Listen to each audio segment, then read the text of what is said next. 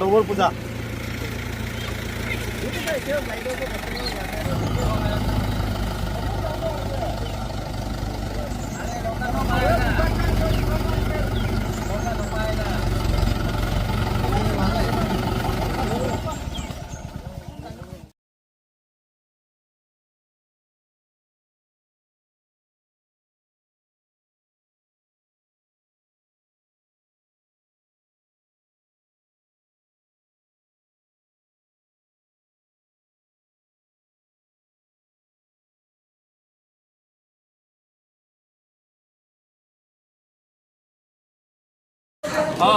lên nha.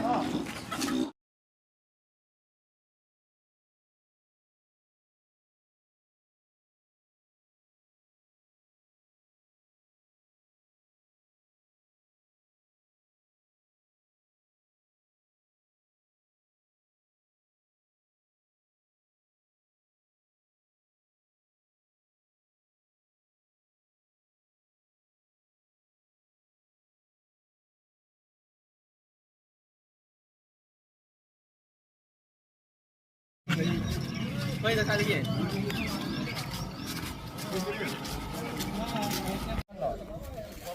Rồi cô là rồi हम लोग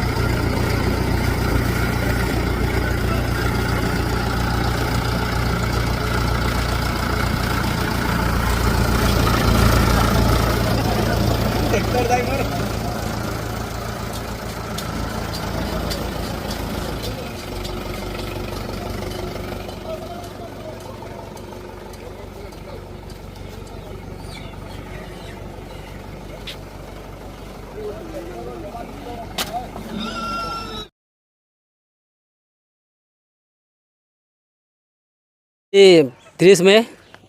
আজি আমাৰ গাঁৱৰ কাৰণে আমি খেতি বাতিৰ কাৰণে আমি ডবুৰ পূজাটো মেইনলি আমি পাতোঁ আৰু আমি এই ডবুৰ পূজাটো পতাৰ সময়ত আগদিনাখনে আমি গোটেই গাঁৱৰ ৰাইজক আমি জ্ঞান কৰিবৰ কাৰণে আমি অনুৰোধ জনাওঁ আৰু তাৰপিছত আজিৰ তাৰিখত আমি গোটেই গাঁৱৰ চাৰিওফালে আমি গেট লগাই আমি গাঁওখন প্ৰথমে সুৰক্ষিত কৰি লওঁ মানুহে যাতে বাহিৰৰ পৰা নাহে আৰু আমি আজি ডবুৰ পূজা কৰিব গৈ আছোঁ সৰু সৰু মানে গাঁৱৰ গোটেই ডেকা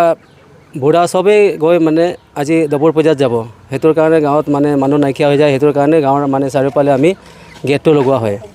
আৰু তাৰপিছত আজিৰ পৰা আমি বৰুণ দেৱতা বা যিকোনো আমাৰ খেতি বাতিৰ দেৱতাসকলক আমি সন্তুষ্ট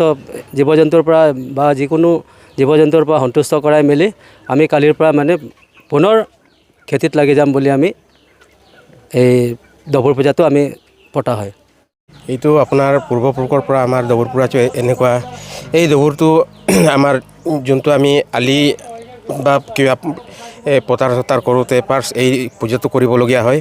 আৰু ডবুৰো বহুত ডবুৰ আছে এই যোনটো আমি এতিয়া গৈ আছোঁ গৈ পিনে তাত ডবুৰ পূজা পাতিছোঁ এই ডবুৰটো আমি মপুন ডবুৰ বুলি কওঁ এই মপুন ডবুৰটো পাতাৰ লগে লগে তাৰপাছত এইটো খেতি বাতি যিকোনো কিবা পথাৰৰ কিবা বস্তুকেইটা আমি তৈয়াৰ কৰি কটাৰ পিন ধান চান ৰুই কিবা কৰি দিওঁ আৰু আচলতে এই ডবুৰটো মানে কৃষি কৰ্ম আৰম্ভ হোৱাৰ আগমুহূৰ্ততে পতা হয় নেকি হয়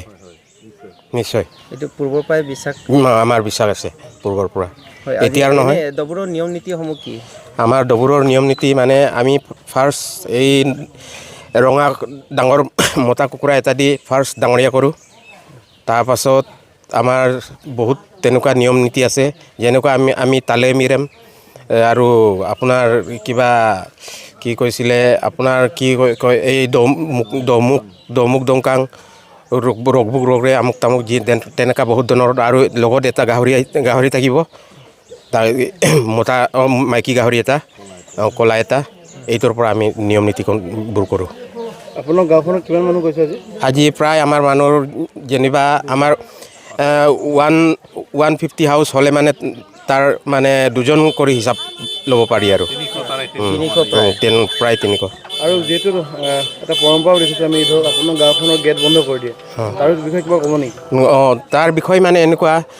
গেটটো কম্পালচৰি আমি বন্ধ কৰিবলগীয়া হয়। যেতিয়া আমি পূজা অকণ পাতোঁ লগে লগে পূজা নাপাতাৰ আগতে আমি গেনাটো চুৰ কৰি দিওঁ। ইয়াতে মানে বেলেগ এই কিবা কিবি প্ৰৱেশ কৰিব নোৱাৰাকৈ আমি ইয়াত আমাৰ য়ন্নাম বুলি কয়, গেনা বুলি কয়, এই গেনাম কিবাটো গেনাটো মানে সফল হ'বৰ কাৰণে আমি গোটেই কিবাটোত বন্ধ কৰি ৰাখি দিওঁ।